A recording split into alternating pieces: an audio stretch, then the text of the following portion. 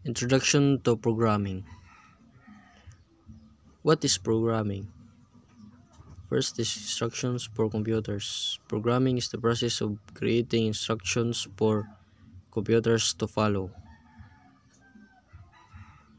So, ang programming daw, mag-input ka, na siya input instructions na dito sa pag-input nimo, pwede ka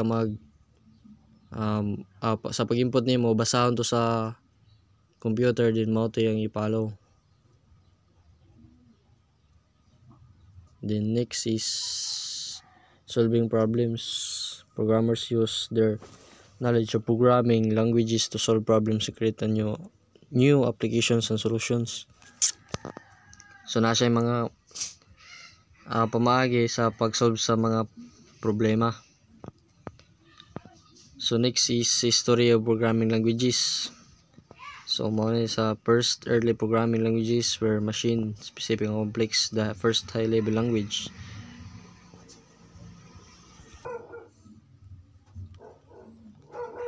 So number 2 is later came COBOL, common business oriented language for business applications.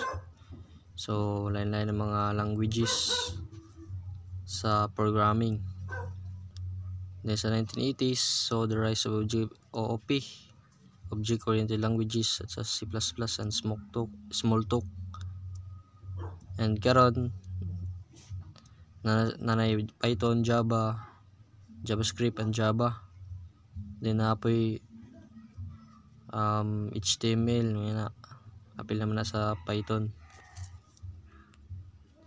So next is fundamental programming concepts. Data types.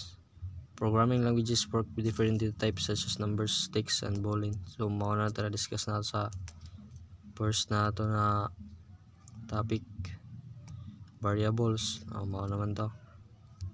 Variable stores data values that can be used, manipulated throughout program.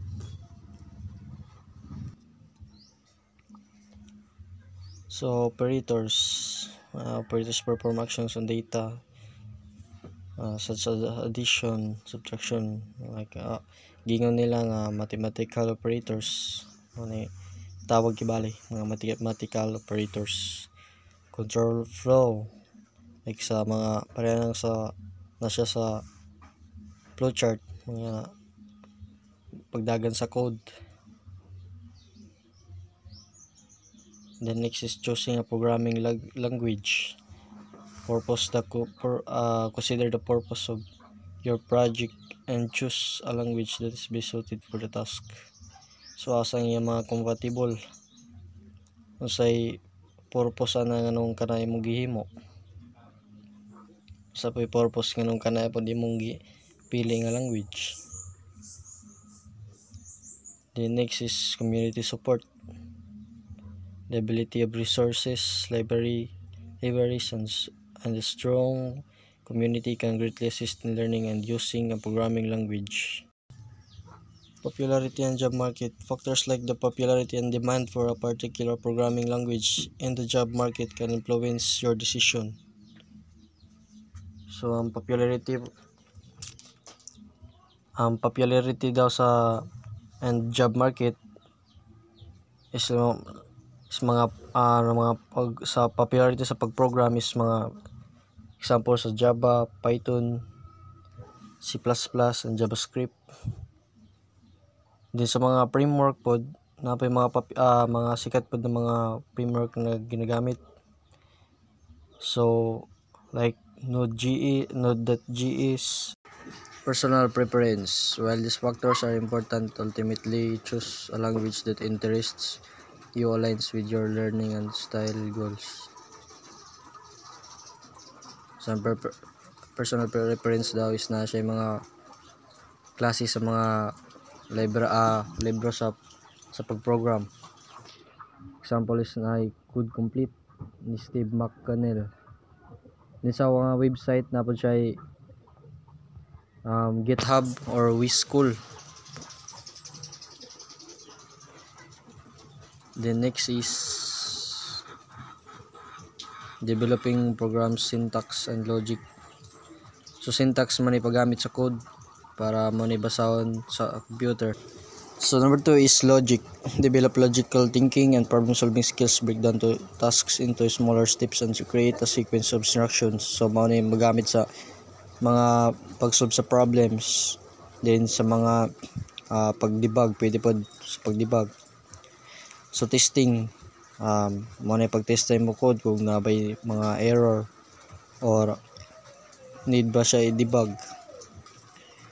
The next is debugging troubleshooting. So mo naman hanapon mo sa error, then analyze usay unfix, usay mga dapat ayuhon, then test again, i-test nimo og nabi siya yung mga error para matanaw nimo og need pa ba siya i-debug. So career pathways in programming. Number 1 is beginner. Start learning the basic and developing fundamental skills. So mato sa first topic nato na dito, basic and developing fundamental skills. So maguna gyud ka sa flowchart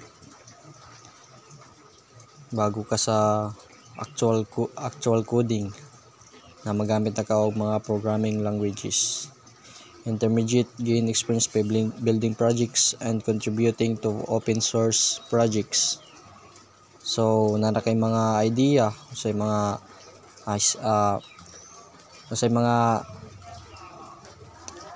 dapat buhaton. Then sa advance, pursue specialization of a specific area and explore career paths like software development. Or asa ka sa advance na daghan na kay mga exploration na gusto buhaton, then daghan na pod kay mga experience and og asa ka mas ganahan gyud nimo nga buhaton where it comes sa pag-coding. Kung gusto ba nimo mas software developer, web developer, or other mga development like sa mga game developer. Next is understanding the role of debugging in coding. Debugging is a crucial aspect of programming that helps developers identify and fix errors in their code. So klaro naman sa pag-debug,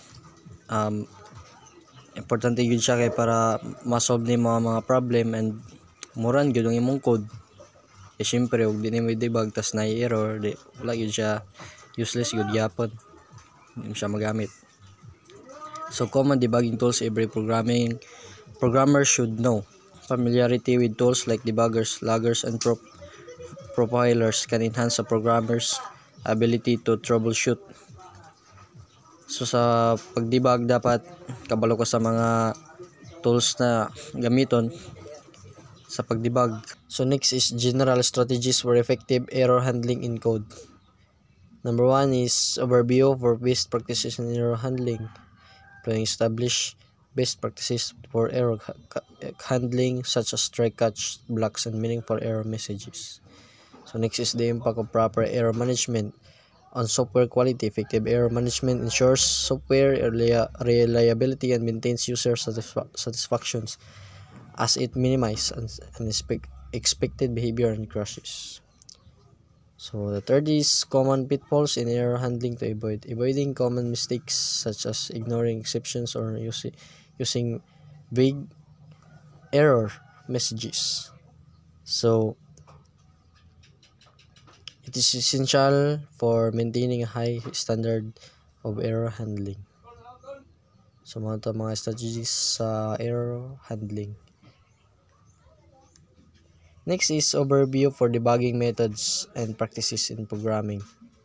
Comparative analysis of debugging methodologies. Understanding various debugging methodologies such as sprint debugging versus interactive debugging can empower developers to choose the best approach. So the second is that the importance of unit testing in debugging. Unit testing plays a critical role in debugging by allowing developers to isolate and test Test individual components for any errors before integration. So pagtesting sa pagdebug.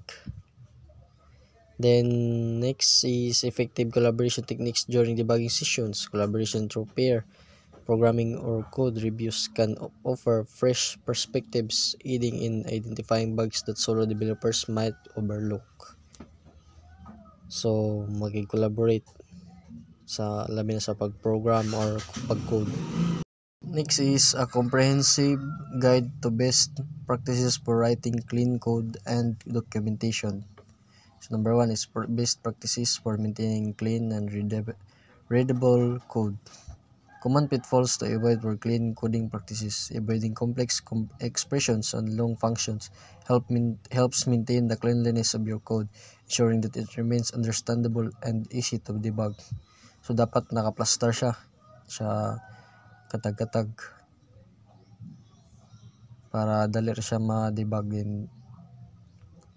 The next is layout techniques that promote effective code management, utilizing white space effectively and organize code into logical sections can lead to better code management and enhance the visual clarity of your programming.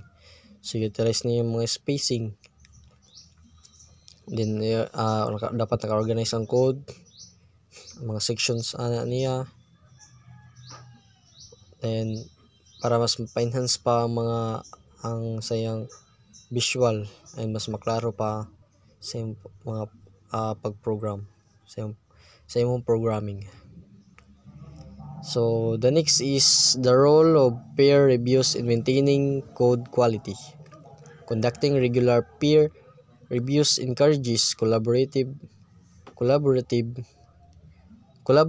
improvement of code quality, fostering an environment where best practices are shared and implemented. So mag-conduct kag mga regular reviews. Then para mas mapa-improve pa ang imong code. So next is importance of documentation in software development. Understanding the significance of comprehensive documentation. Comprehensive documentation serves as an essential tool for both current and future developers, providing clarity on the software's functionality and design decisions. Next is documentation strategies that enhance team communication. Implementing clear and concise documentation strategies enhances team communication, ensuring that everyone involved has a shared understanding of the project objectives. So sa documentation strategies daw, dapat na mo tagsa i-assign mo tagsa para mas mapa-improve pa yung team communication. Namoy mga labi na sa mga pagbuhat sa inyong mga projects, dapat na assign nagi mo designated na ma-assign mo sa mga designated area sa asa mo ibutang. So next is best practices for creating effective software documentation. Utilizing templates and consistent formats in documentation creation ensures that it remains accessible and user-friendly, promoting ease understanding. So mag-utilize daw mog templates, mag-create mog dapat ensure yung mga yung mga ipambuhat. Then dali ra siya masabtan. So next is general guidelines for writing maintainable code. Essential principles for sustainable coding practices. Adapting sustainable coding practices such as modularization and simplicity ensures that your code remains maintainable over time and adaptable to changes. Sabta naman siya kayo. Then next is techniques for improving code scalability and flexibility. Implementing design patterns and adhering to coding standards improve the scalability and flexibility of your code, allowing it to accommodate future requirements.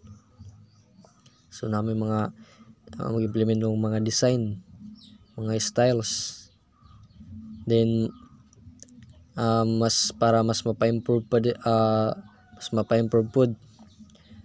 Then mas na po may mga techniques na buhaton para mas pa-enhance pa yung coding scalability.